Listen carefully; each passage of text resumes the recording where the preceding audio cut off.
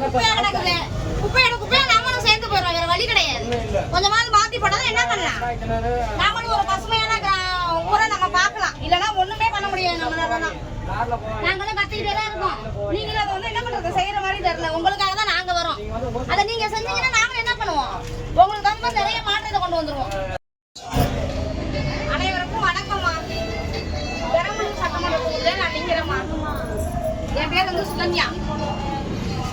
முதல் பெட்டியில 2வது சின்னமா விவசாய சின்னம் இருக்கும். அந்த விவசாய சின்னத்துக்கு எல்லாருமே வாக்களிச்சிருங்க, சரிங்களா?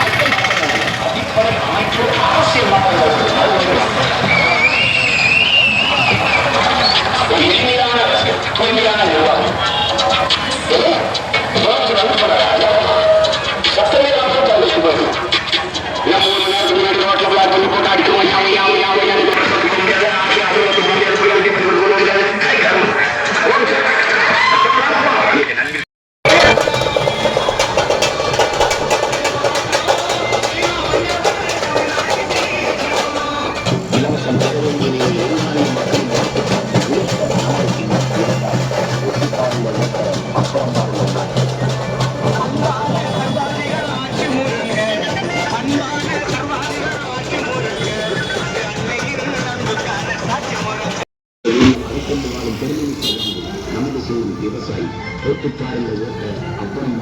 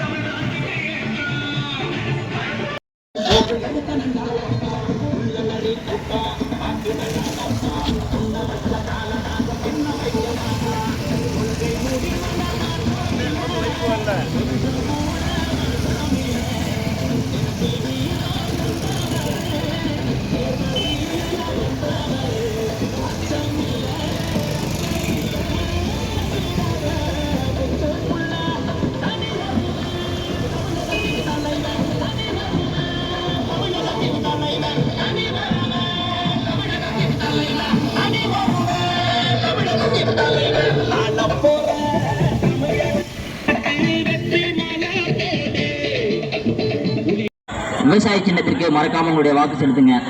அதே மாதிரி மருத்துவம் நம்ம எடுத்துக்கிட்டீங்க அப்படின்னா இங்க நம்ம பெரம்பலூர் தலைமை மருத்துவமனைக்கு நீங்க போனீங்க அப்படின்னா நம்மளால வந்து ஒரு 50 பேர் வந்து படுக்கக்கூடிய அளவுக்கு நமக்கு பெற்று இருக்குங்களா சொல்லுங்க. இதெல்லாம் கொஞ்சம் யோசிச்சு பார்க்கணுமா? நம்ம என்னைக்காவது நம்ம வந்து யோசிச்சு பார்த்துருக்கோமா? முதல்ல வந்து ஒரு டாய்லெட் நல்ல விதமா இருக்கா ஹாஸ்பிட்டலுக்குள்ள?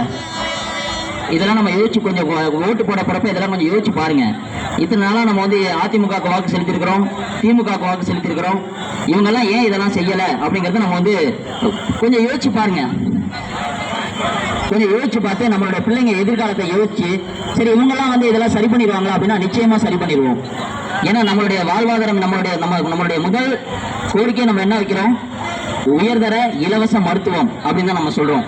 நம்மளால இங்க வந்து நம்ம பெரம்பலூர் மருத்துவமனையில கைவிரிச்சிட்டாங்க அப்படின்னா தஞ்சாவூரோ அல்லது திருச்சியோ தான் கொண்டு போக சொல்லுவாங்க. காரணம் என்ன?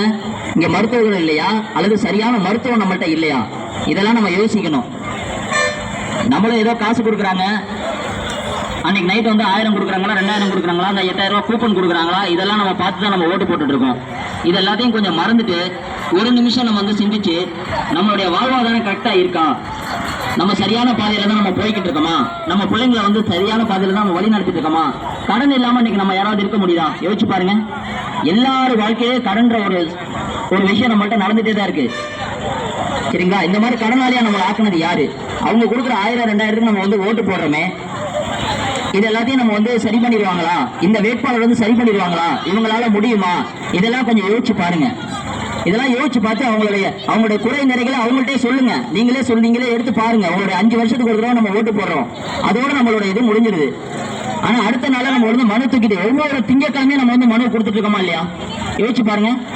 ஒவ்வொரு திங்கக்கிழமையும் இதே கலெக்டர் ஆபீஸ் வாசல்ல நம்ம மனு கொடுத்துட்டு இருக்கோம். ஏன்னா ஒவ்வொரு நாளும் அவங்க பிரச்சனை இருந்துட்டே தான் இருக்கு. இதெல்லாம் எங்க போச்சு? ஏன் நம்ம வந்து மனு கொடுக்கணும்? நம்மளாம் ஓட்டு போட்டோமே, நம்ம எம்எல்ஏ போய் கேட்டுட்டு போயிடலாமே. ஏன் கலெக்டர் மாட்ட போய் நம்ம கேட்கணும்? ஏன் சரி பண்ண முடியல? சின்ன விஷயங்கள் கூட நம்மளால ஏன் சரி பண்ண முடியல? பெருவாரியா தண்ணி நம்ம பெரம்பலூர் தொகுதியை பொறுத்த வரைக்கும் நிலத்தடி நீர் மட்டும் 2500 கீழே கீழே போயிடுச்சு. இதெல்லாம் நீங்க கொஞ்சம் யோசிச்சு பாருங்க. கிழமையான வாக்கு வந்து உங்க வீட்டுல வந்து புடுங்கிட்டு போறாங்க. எதை கொடுத்து? அவன் கொள்ளையடிச்சு வச்சிருக்க